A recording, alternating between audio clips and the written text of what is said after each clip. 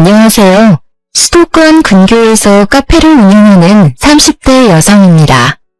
저는 나이가 같은 형님과 함께 살고 있고 카페 일도 같이 하고 있어요. 다시 말해 저와 형님은 특별한 일이 없으면 하루 24시간 내내 같이 붙어 있습니다. 제가 이 이야기를 하면 제 지인들은 아무리 그래도 형님인데 불편하지 않냐고 묻더라고요. 친정 가족과도 이렇게 붙어 있으면 불편하고 사소한 의견 충돌로 싸우게 마련인데 저와 피 한 방울 섞이지 않은 형님과 같이 있으니 불편하기는 합니다. 그래도 아직은 큰 의견 충돌 없고 나름 조용히 잘 지내고 있어요. 사실 저와 형님은 얼마 전까지만 해도 연을 끊느니 마느니 할 정도로 사이가 정말 안 좋았습니다. 그런데 지금은 하루 24시간을 싸우지도 않고 같이 있다니 조금 의아하시죠? 저와 형님이 이렇게 된 이야기 들려드릴게요. 저와 형님은 고등학교 동창이고 제 남편은 저보다 2살 적은 연하남이에요. 처음에는 몰랐는데 상견례 자리에서 제 남편의 누나가 고등학교 동창임을 알았습니다.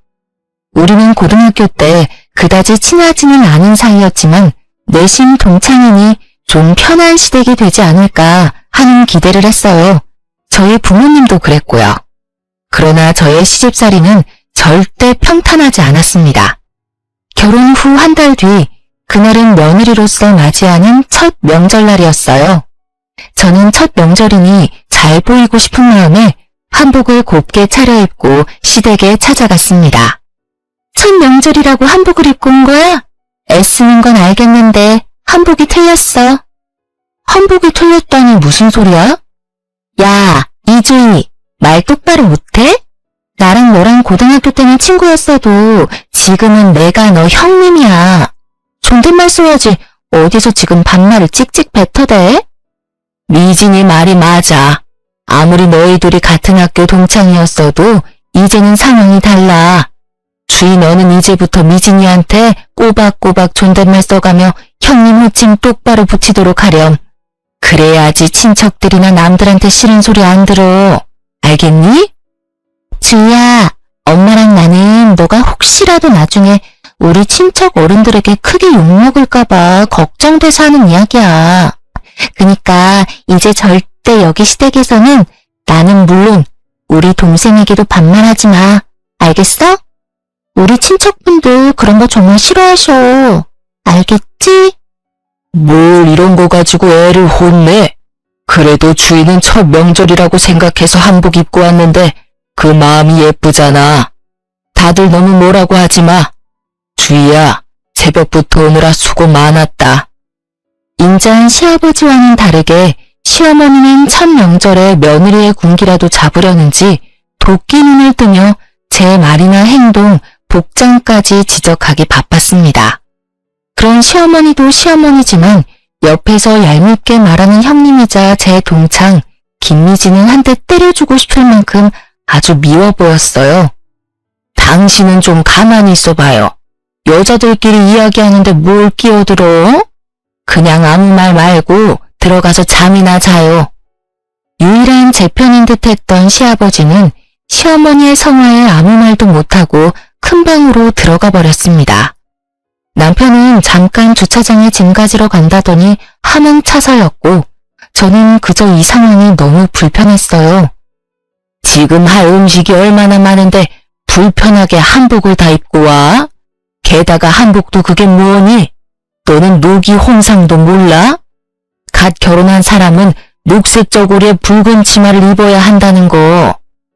그래, 맞아. 한복을 입으려면 제대로 입고 와야지. 네 한복만 보면 새색시가 아니라 무슨 파티장 가는 사람인 줄 알겠어. 아, 맞다. 너 고등학교만 졸업했지? 그래서 모기 홍상이라는 단어도 모르겠네. 얼른 옷이나 편한 옷으로 갈아입고 와. 왜 시키지도 않은 짓을 해서 이렇게 사람 정신 사납게 만드는지 원. 빨리 이 옷으로 갈아입고 나와라. 할 일 많다. 시어머니는 저를 창고방으로 밀어넣으며 몸빼 바지에 목이 늘어난 티셔츠를 던져주셨습니다. 저는 기껏 예쁘게 차려입고 왔는데 칭찬은커녕 구박이나 듣고 있으니 너무 속상했어요. 시어머니가 던져주신 옷으로 갈아입으며 앞으로 시댁에서 무시당하지 않고 살려면 정신 똑바로 차려야겠다고 생각했습니다. 옷을 다 갈아입고 나오니 형님이 제 앞에 천조가리를 하나 던졌어요. 자, 이거 선물. 네 몸빼 바지랑 잘 어울리겠네. 이거 입고 열심히 부침개도 부치고 요리도 하고 설거지도 해. 넌 이 집의 며느리니까 당연히 그렇게 해야 하는 거 알지?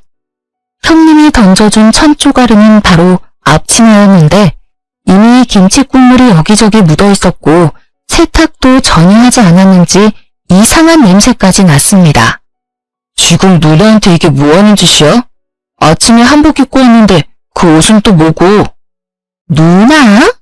네 누나는 나야. 어디서 지금 누나라 그래? 그냥 이 와이프 이름 부르든가 아니면 아내라고 호칭해. 너도 고졸 출신인 제 딸아 무식해지냐? 형님은 큰 목소리로 제 남편을 구박했고 그 덕에 잠깐 방에 들어가셨던 시부모님까지 다 거실로 나오셨습니다. 다들 천명절부터 왜 이리 소란이냐? 대체 미진이 너는 왜 주의를 그렇게 못 잡아먹어서 한다리야? 그게 아니라 미진이가 주희한테 시댁에 대한 예의를 알려주는 거지. 천명절에 그렇게 화려하게 꾸미고 오는 새댁이 세상 천지에 어딨어? 당신도 괜히 주위 편들지 말고 그냥 조용히 있어요. 평소처럼 가만히 있다가 부침개 다 되면 먹기나 하면 되지. 뭘 자꾸 평소답지 않게 왔다 갔다 하며 참견질이야? 영진이 너도 괜히 주희 옆에 붙어있을 생각 말고 너네 아버지랑 같이 방에 들어가 있어. 알겠어? 시어머니는 시아버지와 남편에게 방에 들어가서 쉬라고 한 뒤 저에게는 일거리를 잔뜩 던져주셨습니다. 제가 부쳐야 할 부침개의 종류가 무려 7가지나 되었고 잡채에 만두까지 빚어야 했어요. 이렇게 본격적으로 일을 할 동안 시어머니와 아가씨는 옆에서 아무것도 하지 않고 입으로만 시키기에 바빴습니다. 저는 첫 명절이라 어지간하면 조용히 보내고 오려고 했으나 시어머니와 아가씨는 정말 너무하더군요. 제가 여기서 하라는 대로 다 하면 앞으로도 이렇게 저는 시댁에 종살이를 하는 것은 불보듯 뻔한 일이죠. 어머니, 형님, 저 혼자 이 많은 음식 못해요. 저 혼자 하는 것보다는 셋이서 나눠서 일하는 것이 빨리 끝나니까 어머니와 형님도 같이 해요. 저는 마저 전을 부칠 테니 어머니는 잡채 좀 해주시고 형님은 만두를 빚어주세요. 그럼 빨리 일도 끝나고 좋잖아요. 뭐라는 거야? 당연히 며느리가 시댁에 왔으면 음식하고 일해야 하는 거 아니야? 꼴랑 1시간 해놓고 힘들어. 우리 엄마는 매년 명절 때마다 이 모든 것을 혼자 다 하셨어. 이제 네가 이 집 며느리니까 당연히 네가 다 해야지. 어머니가 이 모든 것을 혼자 다 하실 동안 형님은 옆에서 뭐 하셨어요? 설마 음식하는 거 하나도 안 도와드리고 다 되면 나와서 밥만 축낸 건 아니죠? 너는 어떻게 말을 그렇게 하니? 미진이 얘는 그동안 공부하느라 음식 같은 거 하나도 못해. 얘가 그동안 대학교 졸업하고 지금은 공무원 공부하느라 얼마나 스트레스 받는데 어떻게 이깟 음식 만드는 것을 시키니? 엄마, 쟤는 고졸이잖아. 천하 태평하게 카페에서 커피나 내리고 있는 무식한 게 뭐 그딴 걸 알겠어? 형님은 계속 무슨 말만 하면 제가 고졸이라며 무시를 해댔습니다. 제가 고졸이라는 것이 틀린 말은 아니지만 공부를 못했던 것은 아니었어요. 사실 고등학교 때 저는 전교 1등을 도맡아서 했고 형님은 전교 2등이었습니다. 저는 고등학교 졸업 후 대한민국 사람이라면 누구나 알만한 좋은 대학교에 입학은 했으나 대학교 입학 후 집안 형편이 어려워져서 어쩔 수 없이 중퇴했어요. 그 뒤로 과외부터 시작해서 편의점, 음식점 등 불법적인 곳만 아니면 어디든 가서 아르바이트하며 돈을 모았습니다.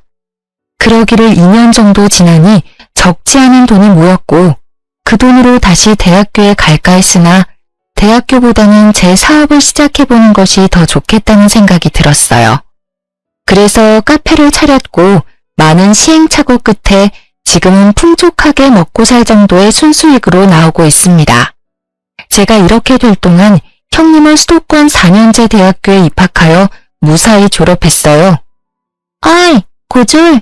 조금 있으면 점심시간이라 밥도 차려야 하는데 좀 서둘러. 언제 음식을 다 하려고 그래?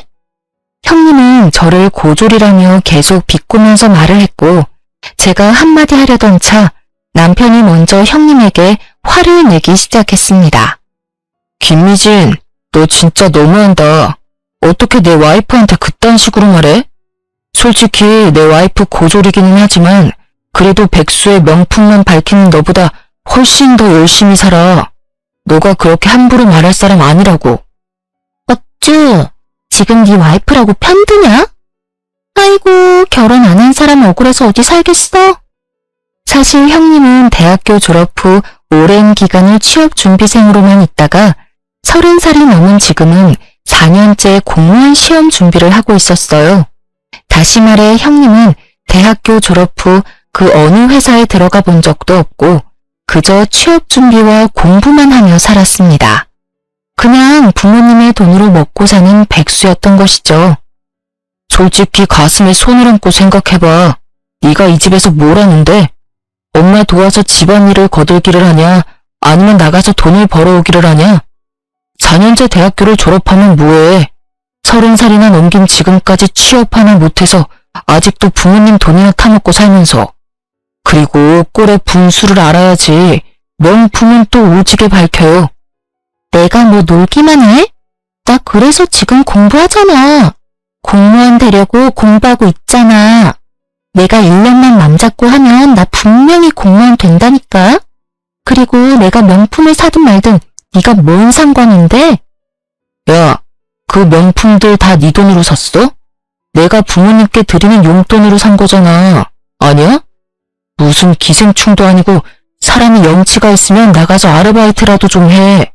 지 손으로 돈도 한 푼 못 버는 주제에 어디서 지금 신우짓이야? 그리고 내 와이프 이렇게 생각 없이 사는 네가 함부로 무시할 사람 아니야. 다시는 내 와이프 무시하지 마. 형님과 남편의 다툼을 가만히 듣고만 계시던 시어머니는 남편의 등을 짝소리나게 때리셨습니다. 솔직히 저로서는 남편이 틀린 말을 한 것 같지는 않은데 시어머니의 행동이 조금 우아했어요. 김영진, 누나한테 대들어? 주희 너는 도대체 우리 아들을 어떻게 구워 삶았으면 누나한테 큰 소리니? 지금껏 단 한 번도 우리 아들, 딸 이렇게까지 싸운 적 없었다. 너와 결혼하기 전에는 애틋한 남매는 아니었어도 이렇게 싸우지는 않았다고. 제가 구워 삶다뇨. 저는 남편이 맞는 말을 한 것 같은데 왜 그리 저와 남편에게만 화를 내시는지 모르겠네요. 그럼 지금 영진이가 미진이한테 이렇게 대드는 게 맞는 행동이라고 생각하니? 아유, 영진이 쟤는 꼭 자기같이 맹한 년을 데리고 왔구나. 어릴 때도 공부를 지지리도 못하더니 커서도 저렇게 지 고집만 부리고 다녀요. 아유, 속 터져. 사실 남편은 어릴 때 공부하는 것을 정말 싫어했고 성적도 중하위권이었습니다. 이 성적으로 대학교에 가봤자 돈과 시간 낭비라고 생각한 남편은 고등학교 졸업 후 각종 아르바이트를 하며 돈을 모았고 그러다 우연한 기회에 도배 자격증을 따게 되었어요. 어릴 때부터 일해온 탓에 지금은 경력도 꽤 많고 이 업계에 입소문도 나서 어지간한 대기업 연봉만큼은 받으며 일하고 있답니다. 저는 남편이 꽤 성공적인 삶을 살고 있다고 생각하지만 시어머니나 형님은 남편이 대학교도 가지 못하고 도배 일이나 한다며 여전히 무시를 당하고 있었어요. 대학교도 나오지 않은 주제에 뭘 안다고 집에서 큰 소리야? 너나 네 와이프나 둘 다 멍청한 건 똑같아. 미진이 말이 맞아. 내가 영진이 네가 아들이라고 얼마나 공들여서 키운 줄 알아? 그런데 너는 대학교도 못 나오고 한다는 일이 꼴랑 남의 집 도배해주는 거야? 그걸로 돈 벌어봤자 얼마나 번다고. 지금은 네 누나가 돈 못 벌지만 그래도 제가 마음먹고 공부해서 공무원만 돼봐. 그러면 아주 너보다는 100배 1000배는 돈 더 벌걸? 그놈의 대학교. 내가 대학교는 못 나왔지만 누나처럼 엄마한테 돈 달라고 한 적 있어? 누나처럼 자기 분수도 모르고 명품만 밝히면서 부모 등골 뽑아먹은 적 있냐고. 나 정말 고등학교 졸업 이후로 단 한 번도 엄마한테 10원 한 장 받은 적 없었고 오히려 내가 꼬박꼬박 용돈 보냈어. 그런데 그 잘난 대학교까지 나온 누나는 여전히 백수야. 여전히 엄마 등쳐먹고 살면서 명품이나 밝히는 철없는 백수라고. 세상 사람들에게 물어봐. 내가 더 나은지 아니면 누나가 더 나은지. 시어머니와 남편의 대화는 점점 더 격해졌고 그 이야기를 듣고 있는 저도 화가 많이 났습니다. 사실 저도 대학교 입학은 했지만 결국엔 남편처럼 졸업은 못한 고졸이잖아요. 고졸인 남편을 무시하는 것은 꼭 저를 무시하는 것만 같았습니다. 명절이고 뭐고 다 필요 없어. 누나, 가자. 이딴 집구석 이제 다시는 오지 말자. 남편은 화가 많이 나서 제 손을 잡아 끌고 가져온 짐을 챙기기 시작했습니다. 시어머니와 형님은 남편을 말리기 시작했고 시끄러운 소리에 방에서 주무시던 시아버지까지 나오셨어요. 이게 지금 뭐하는 짓이야? 기분 좋은 명절날 왜 싸움박질이 나고 있느냐고. 누나가 왜 아직도 지 앞가림 못하고 저러고 사는지 알아요? 두 분 다 누나만 오냐오냐 해줘서 저렇게 생각 없이 자란 거예요. 이제 두 분 다 정신 좀 차리세요.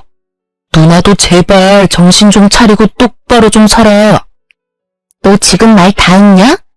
이게 지금 어디서 누나한테 정신 차리라고 훈계질이야? 이래서 집에 여자가 잘 들어와야 하는데 며느리가 공부 잘하는 며느리였으면 이 상황을 현명하고 지혜롭게 마무리했을 텐데 주이모한테 실망이구나. 네? 아버지, 지금 어떻게 말씀을 그렇게 하세요? 이 상황이 저의 최종 학력이랑 무슨 상관이에요? 저에게 한없이 인자하셨던 시아버지마저 저의 최종 학력을 들먹이며 이 모든 상황이 다 저 때문에 일어난 것처럼 탓하셨습니다.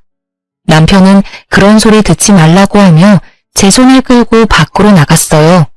그러고는 제게 너무 부끄럽다며 이제 시댁에 오지 말자고 하는데 순간 남편의 눈에서 눈물이 한 방울 툭 떨어졌습니다. 그 눈물을 보니 그동안 이렇게 차별만 당하고 살아왔을 남편이 짠했어요.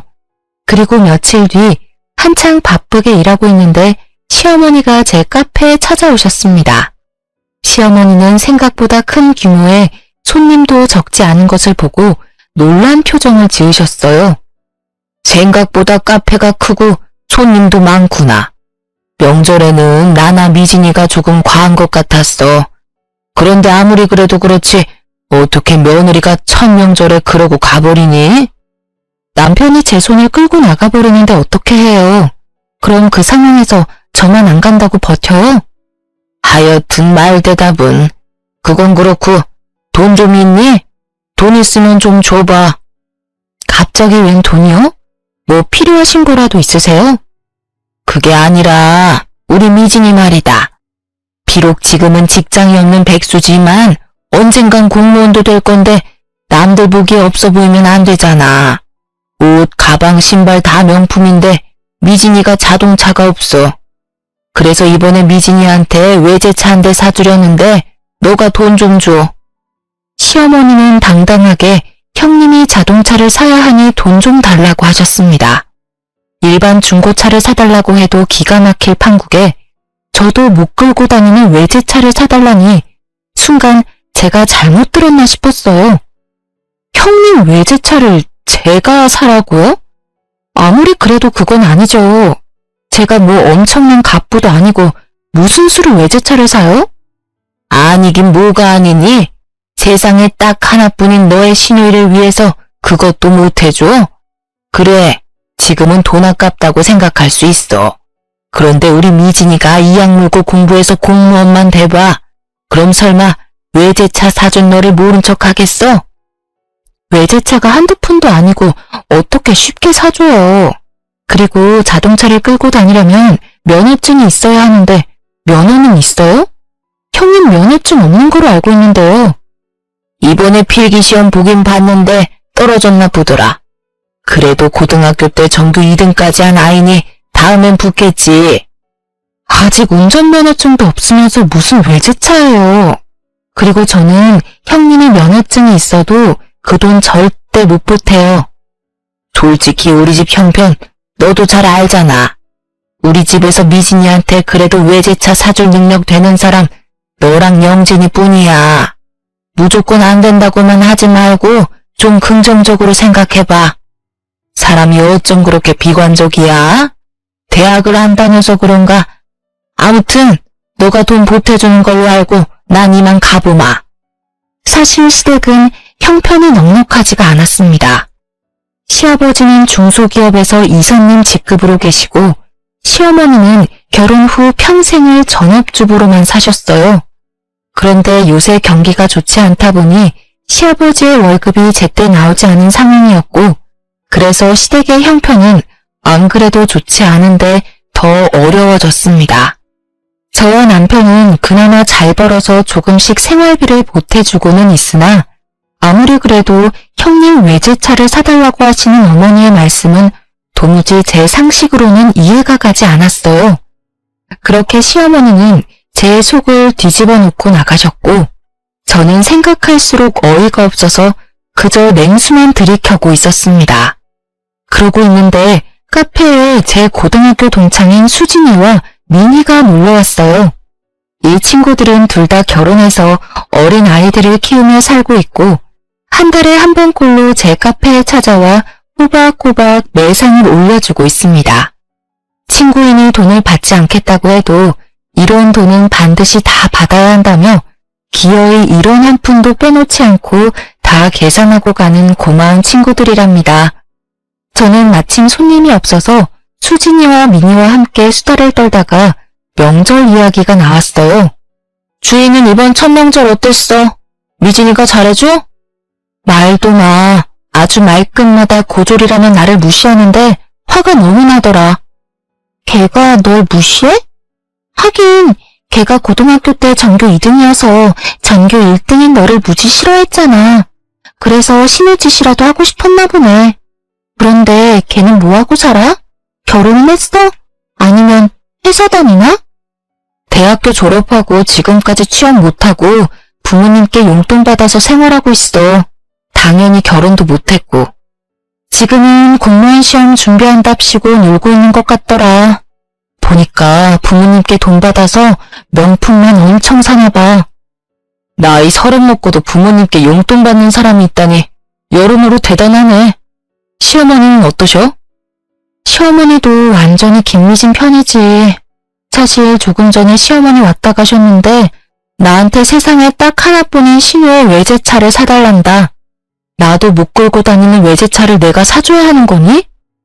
네가 왜 미진이 걔 차를 사줘? 게다가 외제차? 외제차가 네 집 걔 이름도 아니고 그걸 어떻게 사줘? 정말 너무하시네. 근데 웃긴 건 우리 형님 말이다. 운전면허도 없어.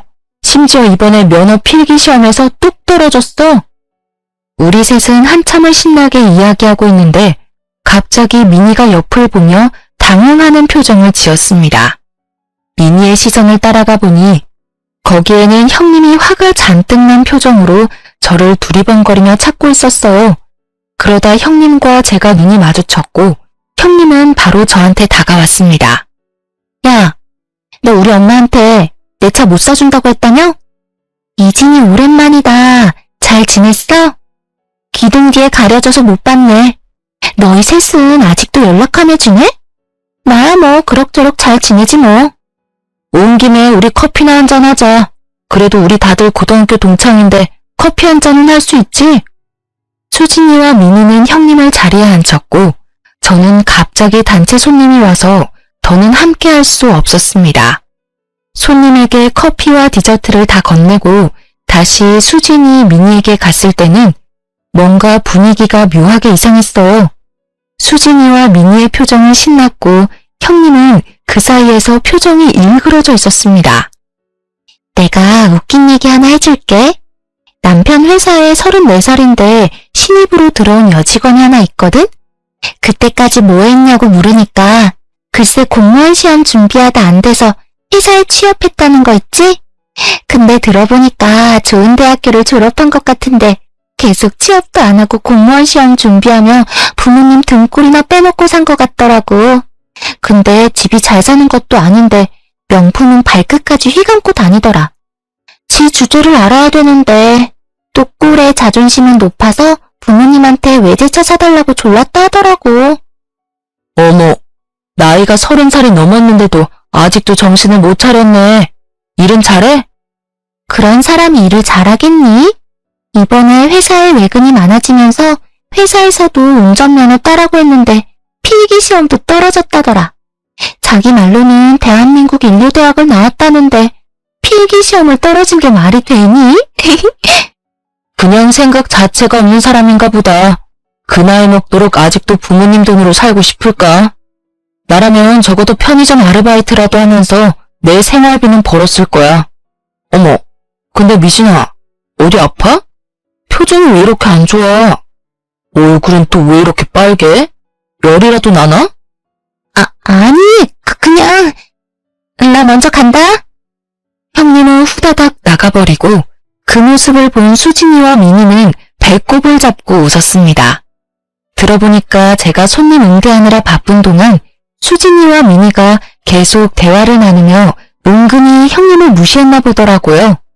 누가 들어도 형님 본인을 욕하는데 또 대놓고 자신의 욕을 한 것도 아니니 화를 낼 수도 없고 그 자리에 있자니 화는 나고 뭘 어찌하지를 못하다가 결국 뛰쳐나가버린 것이죠. 그날은 금요일이라 그런지 손님들이 정말 많았고 정신이 하나도 없던 와중 형님에게 전화가 왔어요. 화장실 갈 새도 없이 바빴던 터라 형님의 전화도 당연히 받을 수 없었고 그렇게 마감까지 아주 바쁘게 보냈습니다. 그리고 퇴근 후 남편과 간단히 맥주 한 잔을 한 후 잘 준비를 하는데 밖에서 누가 우리 집 문을 3개 두드리더라고요. 문을 열어보니 형님이었는데 술을 얼마나 먹었는지 제정신이 아니었습니다. 야, 네가 뭔데 감히 친구들한테 내 욕을 해? 아까 수진이랑 미니 말이야. 어떻게 걔네들이 내 이야기를 다 알아? 무슨 소리세요? 수진이랑 미니가 뭘 어쨌는데요? 걔들 남편인가 하는 사람이 다니는 회사 여직원 이야기. 내 이야기 아니냐고. 네?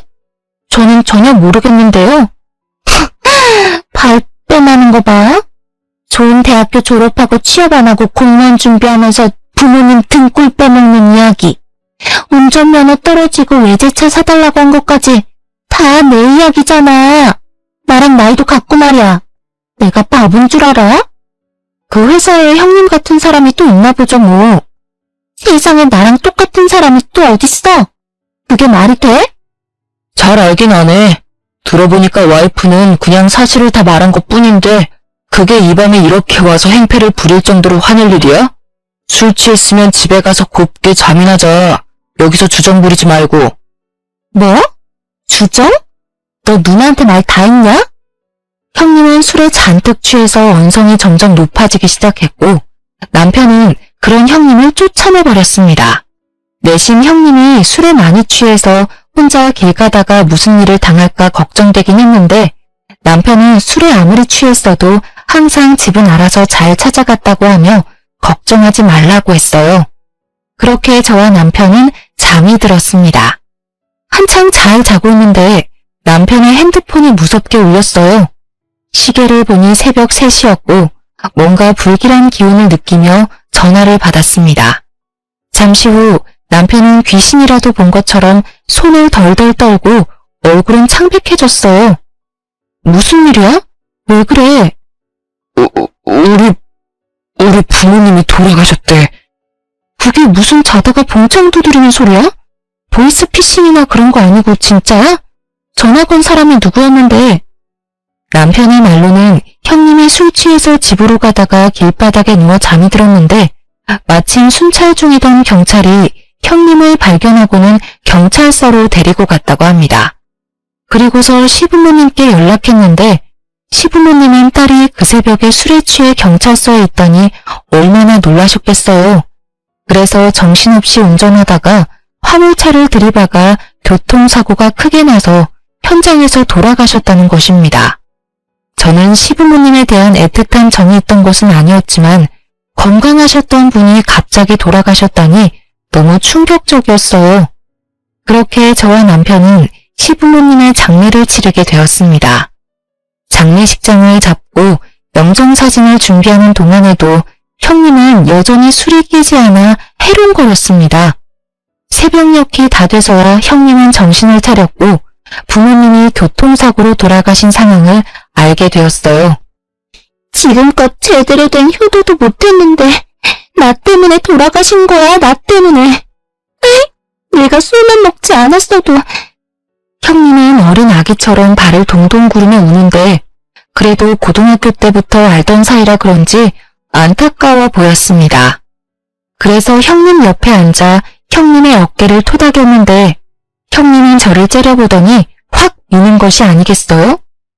이게 다 너 때문이야. 네가 우리 엄마가 찾아갔을 때 돈 빌려준다는 소리만 했어도, 아니지, 수진, 미미 그년들한테 내 이야기만 하지 않았어도 내가 이렇게 술을 마시지 않았을 거다냐. 그럼 우리 부모님 두 분 다 이렇게 허망하게 돌아가시지는 않았겠지. 형님의 어이없는 억지에 저는 기가 막혀서 말이 안 나왔습니다.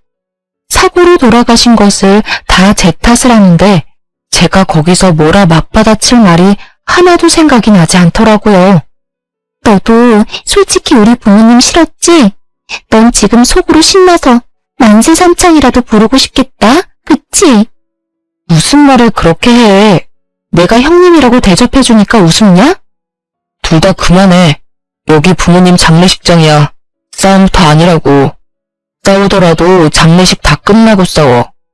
울부짖음에 가까운 남편의 말에 저와 형님의 대화는 중단되었습니다. 그 뒤로도 형님은 제게 자기 부모님을 죽인 년이라며 끔찍한 원수를 보듯이 저를 흘겨보았어요. 남편은 형님의 그런 모습을 보면서도 아무런 말도 하지 않았습니다. 그저 부모를 잃은 상실감과 깊은 슬픔에 빠져 주변 상황 따위는 전혀 보이지 않는 듯 했어요. 저는 그런 남편을 따라 형님이 제게 어떤 소리를 하든 철저히 못 들은 척하며 손님 맞이를 했습니다. 형님은 그런 제가 더 얄미워 보였는지 더 큰 소리로 제 욕을 해대기 시작했지만 저나 남편이나 그런 형님을 무시했어요. 그렇게 슬프기도 화가 나기도 한 장례식을 무사히 마치고 집에 돌아가려는데 형님이 저를 붙잡았습니다. 야, 인사 안 해? 부모님 돌아가셨으니까 이 집의 가장 윗사람은 나야. 이제 내 말 깍듯이 잘 들으라고. 그런데 넌 참 뻔뻔하다. 엄밀히 말하면 우리 부모님 죽인 사람이 바로 넌데 무슨 낯짝으로 끝까지 장례식장에 있어? 도대체 내가 왜 니네 부모님을 죽인 사람인데? 내가 진짜 장례식 하는 동안 참고 또 참았는데 이제 더는 못 참겠다. 네가 못 참으면 어쩔 건데. 그래봤자 넌 내 동생의 와이프, 즉 내 미치야. 알겠어? 그리고 시부모님 돌아가셨다고 바로 나한테 반말이냐? 야, 존댓말 똑바로 안 해? 형님은 저에게 매섭게 눈을 부라리며 제 뺨을 때렸습니다. 순간 장례식을 치르며 참고 참았던 제 화가 폭발하여 저도 형님의 뺨을 때렸어요. 지금 뭐하냐? 감히 네가 내 뺨을 때려? 미쳤어? 제정신이야? 왜? 너는 내 뺨 때려도 되고 난 네 뺨 때리면 안 되냐? 누나, 그만해. 내가 장례식 내내 지켜봤는데 이 인간은 그냥 사람이 아니야. 지금 부모님도 다 돌아가신 이 마당에 그동안 자기가 한 짓들을 후회해야지. 후회는커녕 왜 아무 잘못도 없는 남 탓을 해. 나 이제 친누나 없고 형제 하나도 없다고 생각하며 살 테니까 누나도 괜히 사람 같지도 않은 저 인간 때문에 스트레스 받지 마. 야, 니랑 전에는 이혼 도장 찍으면 남남이지만 너랑 나는 피가 섞인 남매야. 가족이라고. 그런데 어떻게 네가 그딴 식으로 말해? 가족도 가족다워야지. 네가 그러고도 인간이냐? 그렇게 부모님 등골 쭉쭉 빼먹고 항상 자기 탓은 안 하고 남 탓만 하고 살지. 어디 한번 계속 그렇게 기생충처럼 살아봐. 어디 얼마나 잘 먹고 잘 사나 내가 두고 볼게. 아니다. 그냥 알아서 잘 살아. 이제부터 우리는 남남이야. 알겠어? 이제 누나가 죽든 말든 신경 안 쓸 테니까 누나도 다시는 나한테 연락하지 마. 남편은 장례식 내내 참아왔던 분노를 터뜨리고는 다시는 보지 않겠다 다짐을 하고 집으로 돌아왔습니다. 그렇게 한 달 뒤 카페에서 일하고 있는데 형님이 제 카페에 찾아왔어요. 순간 장례식장에서의 일이 생각나 확 쫓아내버릴까도 생각했지만 무슨 말을 하러 왔나 궁금해서 일단 들어오라고 했습니다. 카페는 여전히 잘 되네. 내가 부탁을 좀 하나 하려고 하는데 요새 내가 취업 준비하느라 조금 바쁘거든? 네, 형님도 이제 공부해도 안 되는 공무원 말고 취업 준비하셔야죠. 잘 생각하셨어요. 말 얄밉게 하는 건 여전하네. 그런데 면접 보러 가려면 정장도 필요하고 어울리는 구두도 있어야 하는데 지금 돈이 없어. 사실 부모님이 주신 돈 다 써버렸거든. 부모님이 뭐 보험을 들어놨던 것도 아니고 말이야. 설마 그래서 제게 돈을 달라고 오신 건 아니죠? 나도 양심이 있고 염치가 있어. 날 뭘로 보고. 그냥 내가 정식으로 취업하기 전까지만 여기 카페에서 일하게 해줘. 상황을 보아하니 항상 돈을 주시던 시부모님이 돌아가시니 형님은 경제적으로 힘들었고 그래서 제게 도움을 요청하러 온 것 같았습니다. 그런데 형님의 표정은 여전히 당당했고 기고만장했어요. 형님, 그런데 저는 지금 있는 직원으로도 충분해서 더는 사람을 고용할 계획이 없는데요. 뭐 정 급하시면 최저시급 받으며 설거지나 주방 청소는 어때요? 그거라도 하실 수 있겠어요? 뭐? 설거지나 주방 청소? 날 뭘로 보고 그런 일을 시켜? 내가 이 나이 먹고 그런 일을 어떻게 해? 나 이래봬도 대한민국 국민이라면 다 아는 대학교 나온 여자야. 난 최저시급 받으면서 그런 일 못해.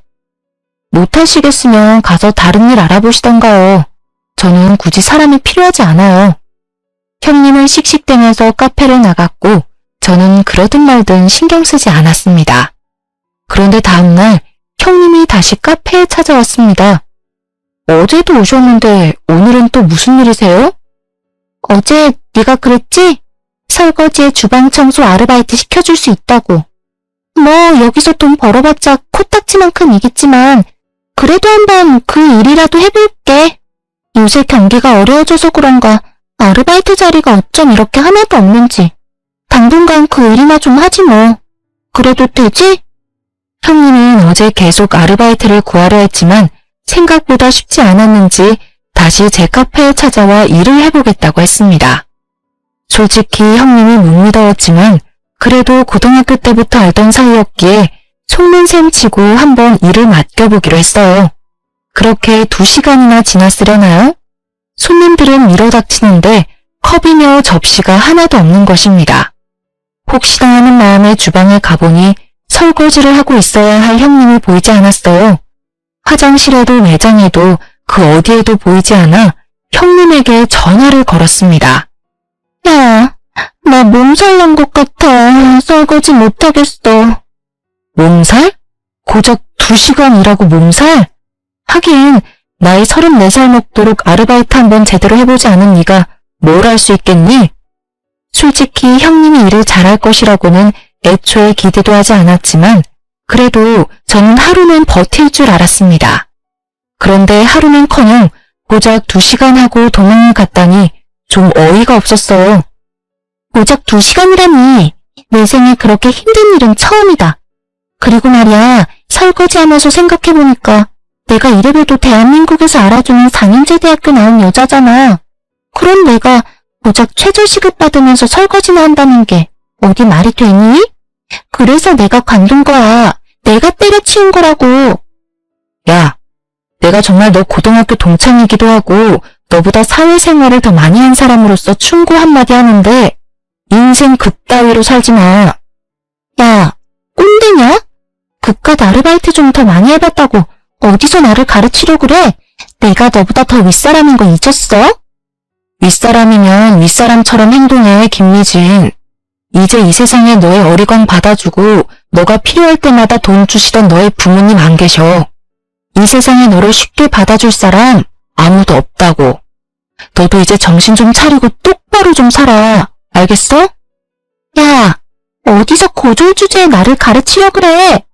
대학교 졸업장도 없는 주제에. 그깟 대학교 졸업장이 뭐가 그리 중요하다고. 뭐 있으면 없는 것보다는 낫겠지. 그런데 말이야, 지금 세상이 변했어. 너 생각처럼 명문대학교 졸업장이 너를 먹여 살려주는 그런 시대 이젠 아니라고. 정신 좀 차리고 현실을 제대로 봐. 알겠어? 내가 마음만 먹으면 대기업 어디든 다 갈 수 있어. 알아? 나중에 내가 대기업 취직하면 나한테 돈 달라는 소리나 하지 마. 그래, 제발 부탁이다. 제발 마음 좀 딱 먹고 대기업이든 중소기업이든 어디 회사 생활이나 한번 좀 해봐. 그래서 내 앞에서 한번 떵떵거려 보라고. 알았냐? 형님은 화를 잔뜩 내며 전화를 끊었고 그 뒤로 연락이 되지 않았습니다. 엄밀히 말하면 저나 남편이나 굳이 형님에게 연락하지 않았어요. 솔직히 남편도 그동안 고졸에 도배일이나 한다며 형님한테 하도 무시당하고 살아서 남편도 형님에 대한 애틋한 감정 따위는 없었거든요. 그 뒤로 석 달이 지났습니다. 카페는 여전히 잘 되고 있었고 특히 그날은 개업 이래로 최대의 매출을 찍은 날이라 뿌듯하고 즐거운 마음으로 가게를 정리하고 있었어요. 영업이 다 끝났는데 누군가가 거짓골로 가게 문을 열고 들어왔습니다. 자세히 보니 형님이었어요. 주희야, 제발 나 좀 살려줘. 너무 배도 고프고 당장 잠잘 곳도 없어. 형님은 저를 보더니 대뜸 무릎을 꿇으면서 엉엉 울기 시작했습니다. 무슨 일인가 싶어 사연을 들어보니 지난 3개월간 회사에 가기 위해 이력서를 많이 냈지만 단 한 번도 면접 보러 오라는 연락조차 받지 못했다고 해요. 아르바이트라도 해보려고 했지만 평생 일 한 번 제대로 해보지 않은 사람이 무엇을 할 수 있겠나요? 당연히 갈 때마다 혼만 잔뜩 나다 쫓겨났다고 합니다. 당장 먹고 살 방법이 없어져서 집도 다 팔고 부모님의 돈으로 샀던 명품 가방도 다 팔고 찜질방을 전전하며 살았다고 해요. 그래서 말인데 나 오늘 너네 집에 가서 자면 안 될까? 정말 이제는 밖에서 노숙해야 할 판이야. 아무것도 없다고. 형님은 애처로운 눈빛으로 제게 부탁을 했지만 그동안 형님이 저를 무시했으니까 솔직히 같이 집에 가기 싫었어요. 남편에게 전화해서 물어보니 남편 역시 절대 안 된다고 하더군요. 그런데 또 여자인데 밖에서 자라고 할 수는 없으니 그냥 가게에서 자라고 하고 왔습니다. 다음날 저는 카페에 출근해서 깜짝 놀랐어요. 솔직히 그동안 형님의 행적을 보았을 때 카페에 엉망진창이 되어 있을 것으로 생각했습니다. 그런데 시키지도 않은 가게 청소에 정리까지 다 해놨더라고요. 그 모습을 보니 형님이 아주 약간은 철이 든 것으로 보여서 속는 셈 치고 형님에게 설거지 좀 해달라고 했습니다. 설거지? 알았어. 내가 할게. 또 시킬 일 있으면 뭐든 말만 해. 나 열심히 일할게. 쫓아내지만 말아줘. 형님은 제 말이 떨어지기가 무섭게 주방으로 들어가 컵과 그릇에 광이 날 때까지 설거지를 열심히 했습니다. 그 뒤로도 가게의 온갖 굳은 일을 도맡아 했어요. 그리고 4개월이 지난 지금까지도 눈땡이 한번 부리지 않고 아주 열심히 일하고 있답니다. 지금은 달라진 형님과 함께 우리 집에서 같이 생활하고 있어요. 사실 불편하기는 하지만 그래도 형님이 집안일도 잘 도와주고 있습니다. 그동안 형님에 대한 안 좋은 기억만 가득한 저와 남편이지만 이제 마음의 벽을 허물고 서서히 형님을 가족으로 받아들여 보려고 해요. 저와 형님의 길고 긴 이야기는 여기까지입니다. 사실 여기에 이렇게 사연을 보내는 것이 형님의 욕을 쓰는 것 같아 조금 찔리기는 하지만 그래도 형님도 한번 우리 이야기 써보라고 해서 이렇게 글을 남겼어요. 마지막으로 여기에 제 동창이자 형님인 미진이에게 한마디 하고 싶네요. 미진아, 한동안은 내가 너를 오해했지만 그래도 이제는 평생 가족으로 함께 늙어가고 싶다. 우리 이제는 제발 싸우지 말고 행복하게 살자. 지금까지 저의 이야기 들어주셔서 감사합니다.